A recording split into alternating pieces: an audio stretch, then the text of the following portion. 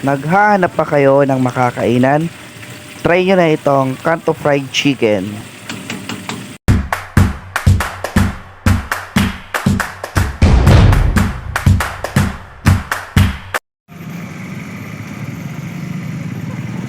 For today's video, nandito pala ako ngayon sa May Laguna. Pinuntahan nga namin dito yung sinasabing masarap at sulit na Kanto Fried Chicken. Located nga pala ito dito sa may Rosa Flor Tagapo, Santa Rosa, Laguna. Beside Alphamart lang ang kanilang pwesto. Nag-open pala sila dito araw-araw simula 6 p.m. ng gabi hanggang 9 p.m.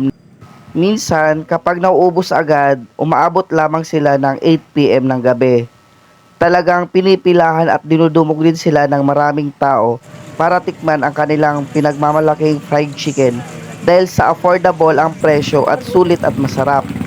Bali for take out lamang pala sila dahil ulam lang muna ang kanilang siniserve.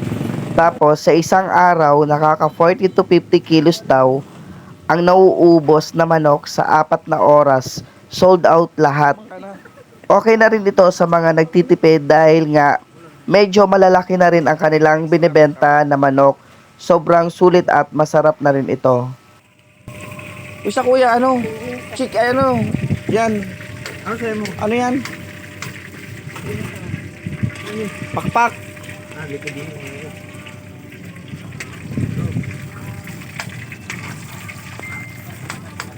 Wala pa.